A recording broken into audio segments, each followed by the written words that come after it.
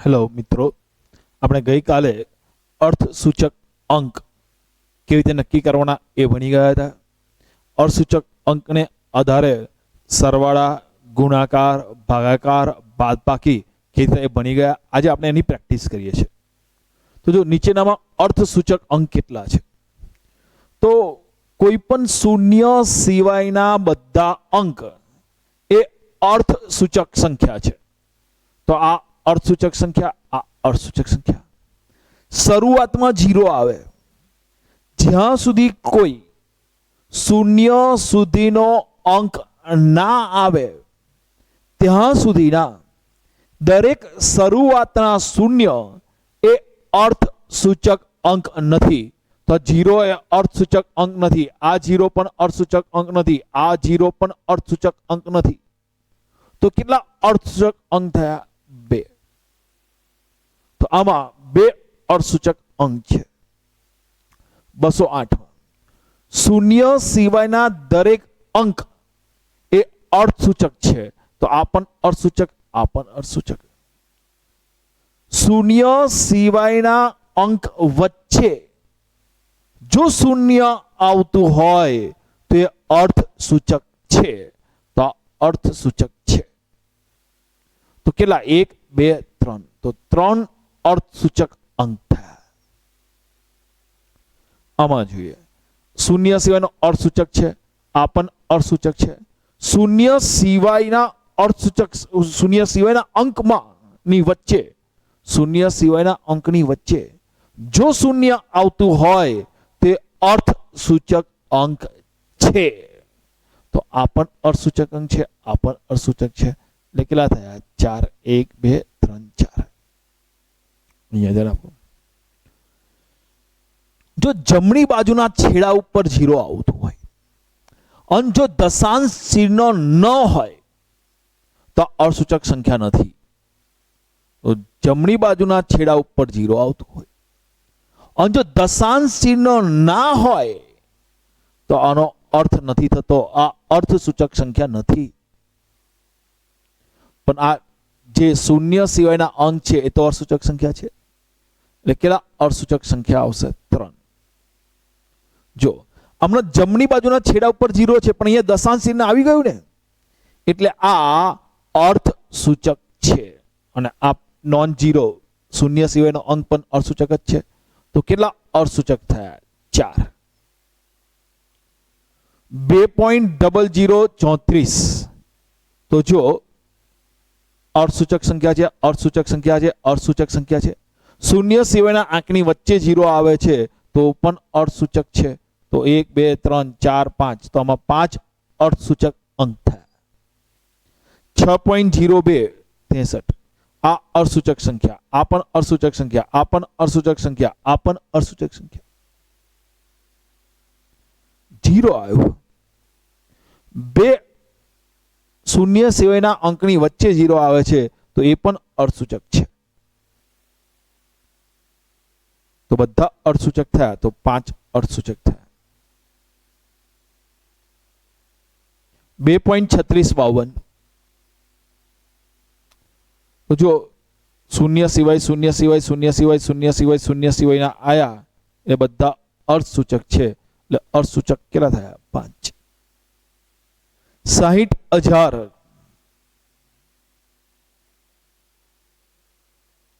તો જમણી બાજુના છેડા ઉપર જે 0 છે એમાં દશાંશ ચિહ્ન ના હોય તો એ અર્થસૂચક નથી. તો આ અર્થસૂચક નથી, આ અર્થસૂચક નથી, આ અર્થસૂચક નથી.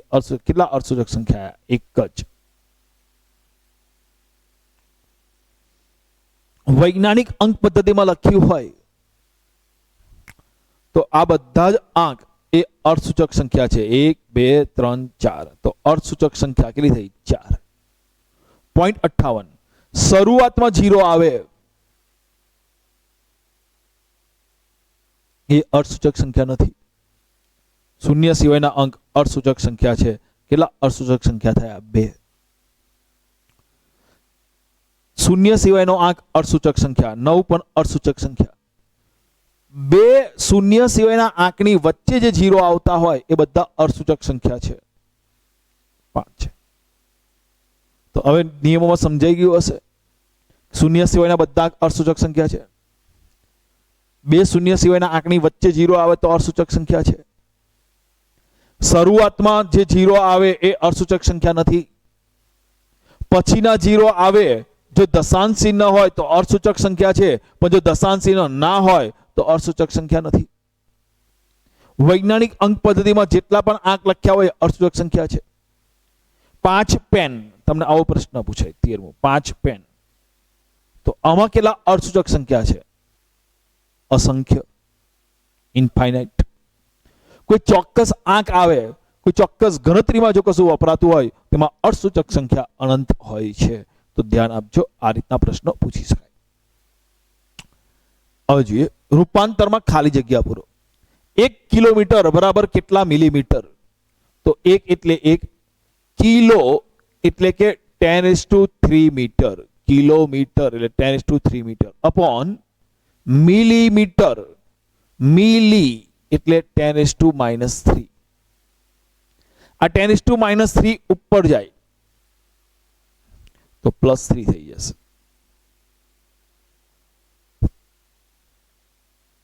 તો 10⁻6 મિલીમીટર. હવે જો 1 કિલોમીટર બરાબર કેટલા પિકોમીટર? તો 1 કિલો એટલે કે 10⁻³ મીટર, અપોન પીકો, પીકો એટલે 10⁻12 મીટર. જો આ 10⁻12 ઉપર જાય, -12 ઉપર જાય તો +12, 12 ને 3 15, તો 1 કિલોમીટર બરાબર 10⁻15 પિકોમીટર. ખ્યાલ આવી ગયો રૂપાંતર કેવી રીતે કરવાનું? ચલો 1 મિલીગ્રામ બરાબર કેટલા કેજી? 1 એટલે 1, મિલીગ્રામ, મિલી એટલે 10⁻³ ગ્રામ, અપોન કિલોગ્રામ, કિલો એટલે 10⁻³ ગ્રામ. આ 10⁻³ ઉપર જાય તો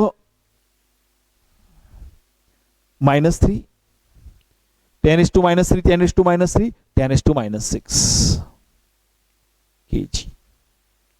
હવે જોયો 1 મિલીગ્રામ બરાબર કેટલા નેનોગ્રામ? 1 એટલે 1, મિલીગ્રામ એટલે 10⁻³ ગ્રામ, અપોન નેનોગ્રામ, નેનો એટલે 10⁻⁹ ગ્રામ. તો 1 ગુણ્યા 10⁻³ આ 10⁻9 ઉપર જાય તો +9, એટલે જવાબ કેટલો આવશે? 10⁻³ + 9, 10⁻6 નેનોગ્રામ. 1 મિલીલીટર બરાબર કેટલા લીટર? 1 એટલે 1, મિલી એટલે 10⁻³ લીટર, અપોન લીટર. તો 1 10⁻³ લીટર. તો 1 ml બરાબર 10⁻³ લીટર. અને આવું યાદ રાખજો, જેટલા ml એટલા સેન્ટીમીટર ક્યુબ. 1 ml બરાબર 1 સેન્ટીમીટર ક્યુબ. જેટલા લીટર એટલા ડેસીમીટર ક્યુબ. 1 લીટર બરાબર 1 ડેસીમીટર ક્યુબ. તો જેટલા લીટર હોય ને એટલા ડેસીમીટર ક્યુબ. તો 10⁻³ લીટર બરાબર 10⁻³ ડેસીમીટર ક્યુબ. આવડશે? ચલો નેક્સ્ટ ક્વેશ્ચન જોઈએ. નીચે આપેલી ગણતરીના પરિણામમાં કેટલા અર્થસૂચક સંખ્યા હશે? તો અહીંયા જે જવાબ આવશે એમાં કેટલા અર્થસૂચક સંખ્યા હશે? ત્યારે અર્થસૂચક સંખ્યાનો ગુણાકાર અને ભાગાકાર કરવામાં આવે ત્યારે જવાબમાં કેટલા અર્થસૂચક સંખ્યા હશે? તો અહીંયા જે નંબર દર્શાયા છે એમાં જેમાં ઓછામાં ઓછો અર્થસૂચક સંખ્યા આવે ને એ, તો 4.28 માં કેટલા અર્થસૂચક આંક છે? 1 2 3.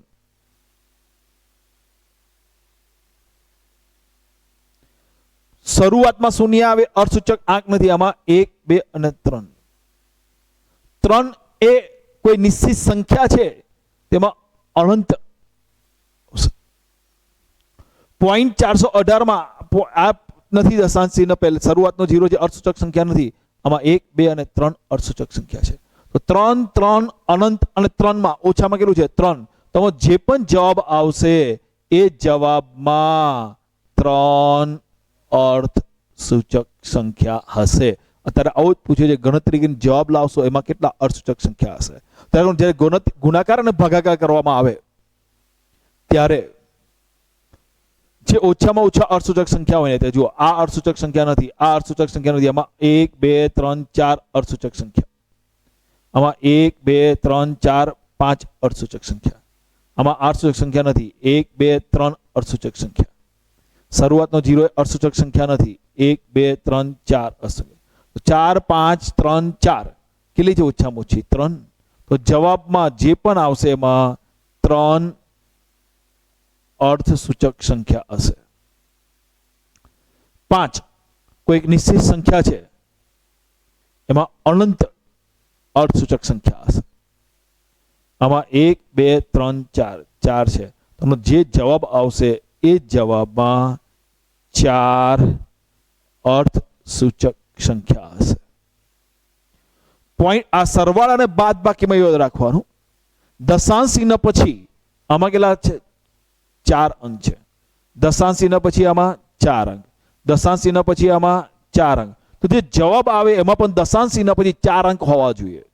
ચલો 5 ને 5 10 ને 4 14 વધી 1 2 6 8 ને 2 10 1 3 ને 8 11 ને 1 12 2 1 ને 7 8.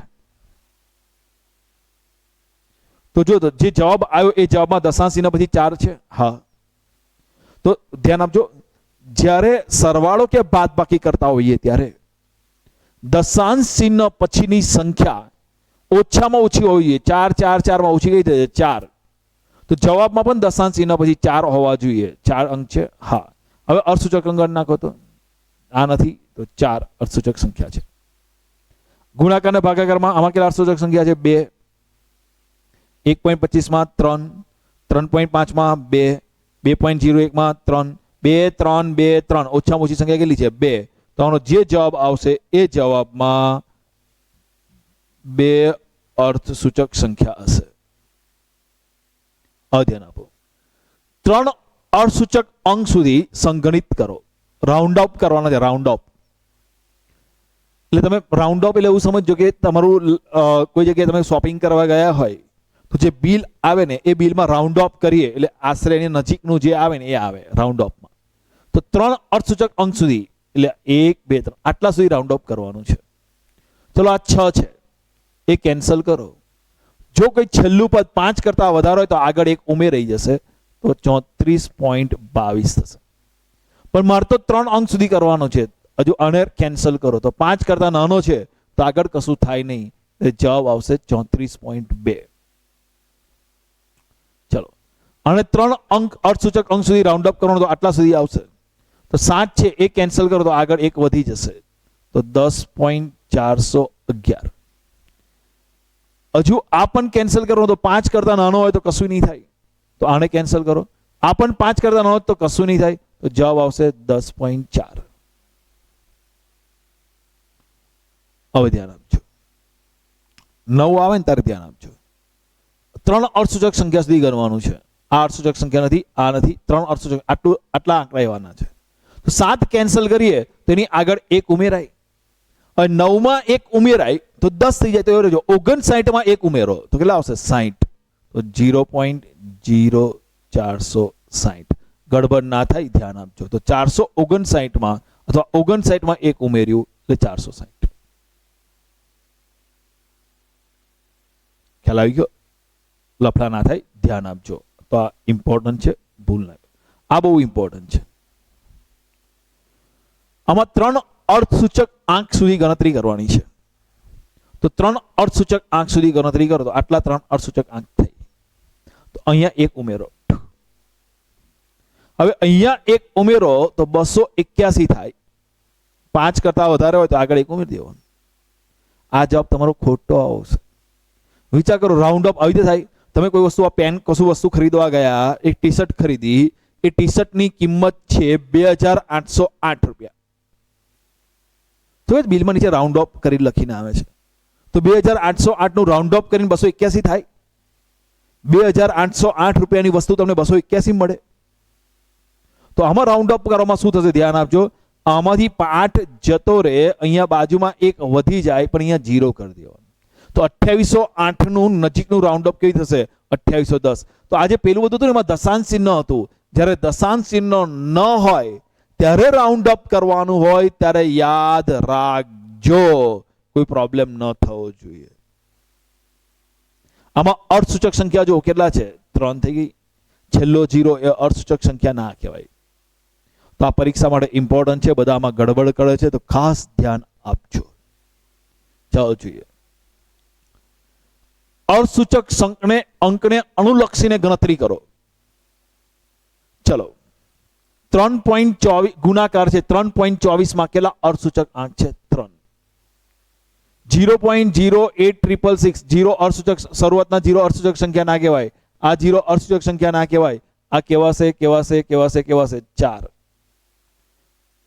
આ અર્થસૂચક સંખ્યા શૂન્ય સિવાયના અંકની વચ્ચે શૂન્ય આવે તો એ પણ અર્થસૂચક સંખ્યા 4. તો 3 4 3 3 4 4 સૌથી ઓછી કિંમત કઈ છે? 3. તો જવાબ જે આવશે એમાં 3 અર્થસૂચક જોઈએ. આનો કેલ્ક્યુલેટર વડે કરો તો આનો જવાબ આવે. હવે મારામાં 3 અર્થસૂચક લાવવા છે. આ તો અર્થસૂચક છે જ નહીં. શરૂઆતના 0 તો અર્થસૂચક ના હોય, આ પણ ના હોય. તો 1 2 3 આટલા સુધી થયું. ચલો આ છેલ્લો આંકડો 5 કરતા ઓછો હોય તો કેન્સલ કરી દો. આ છેલ્લો આંકડો 5 કરતા ઓછો છે, કેન્સલ કરી દો. છેલ્લો આંકડો 5 કરતા વધારે છે તો અહીંયા એક ઉમેરી દો તો શું આવશે? 0.0561. અહીંયા દશાંશ ચિહ્ન પછી છે ને એટલે વાંધો નહીં. દશાંશ ચિહ્ન ના હોય ને ત્યારે બહુ ખાસ રાઉન્ડ અપમાં બહુ ખાસ ધ્યાન આપજો. ચલો 108 ભાગ્યા 7.2 નું કેલ્સી વડે તમે જવાબ કરશો તો 15 જવાબ આવશે. હવે આમાં જોવું છે 108 માં કેટલા અર્થસૂચક સંખ્યા? 3. 7.2 માં કેટલા અર્થસૂચક સંખ્યા? 2. કેટલો જવાબ આવશે? 2 અર્થસૂચક સંખ્યા જોઈએ. આમાં 15 માં 2 જ અર્થસૂચક સંખ્યા છે, 1 અને 5. ચલો 1.6 ગુણ્યા 10 ના 2 નો વર્ગ. આનું કેલ્સીમાં ગુણાકાર કરશો તો આવો જવાબ આવશે 2.56 × 10⁻⁴. આમાં કેટલા અર્થસૂચક સંખ્યા છે? 2. તો જવાબમાં 2 અર્થસૂચક સંખ્યા આવવી જોઈએ. 2.5 માં 2 આવી ગયું. તો 5 કરતા આ કેન્સલ કરવું. 5 કરતા વધારે હોય તો આગળ એક ઉમેરાઈ જાય એટલે 2.6 ગુણ્યા 10⁻⁴.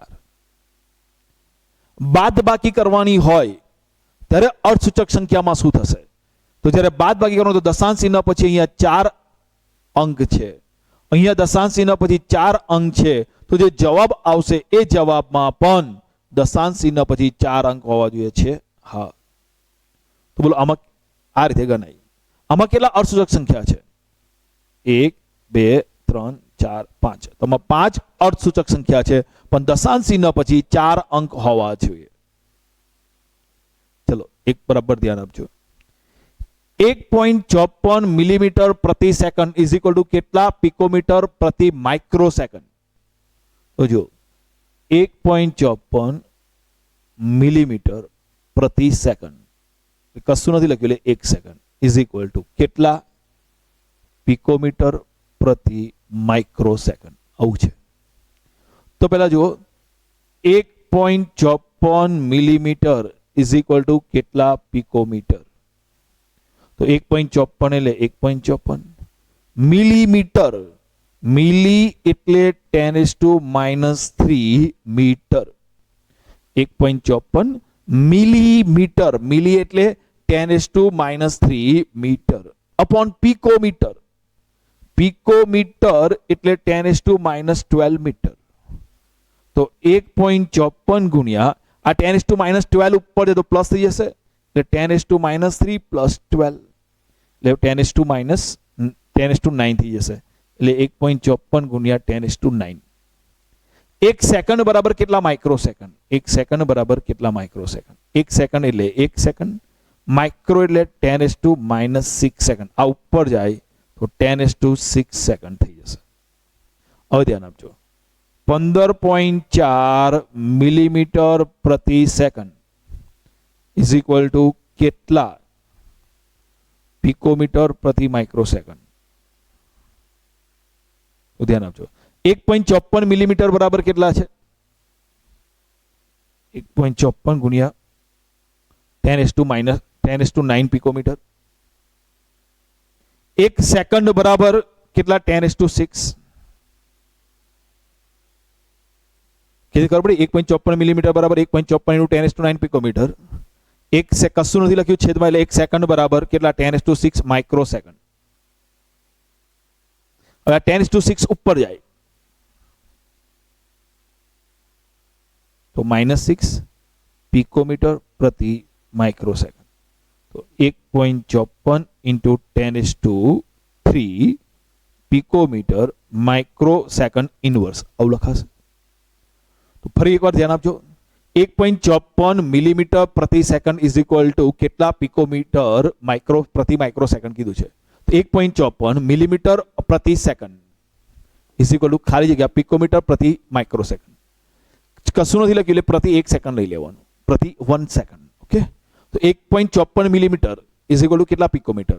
1.54 મિલીમીટર, મિલી એટલે 10⁻³ મીટર, પિકો એટલે 10⁻12 મીટર, -12 ઉપર જાય તો પ્લસ, -3 + 12 એટલે કેટલું આવશે? 9. તો 1.54 મિલીમીટર બરાબર 1.54 × 10⁹ પિકોમીટર. હવે 1 સેકન્ડ બરાબર કેટલા માઇક્રો સેકન્ડ? તો 1 સેકન્ડ બરાબર કેટલા micro second? 1 second upon micro એટલે 10⁻6 સેકન્ડ, 10⁻6 ઉપર જાય તો પ્લસ × 10⁶. હવે 1.54 મિલીમીટર બરાબર 1.54 × 10⁹ પિકોમીટર. 1 સેકન્ડ બરાબર 10⁶ માઇક્રો સેકન્ડ, 10⁶ ઉપર જાય તો -6 એટલે 10⁻³ પિકોમીટર પ્રતિ માઇક્રો સેકન્ડ થઈ જશે. બરાબર, ધ્યાનથી ગણ લેજો. કોઈ પ્રોબ્લેમ હોય તો પૂછી લેજો. ઓકે.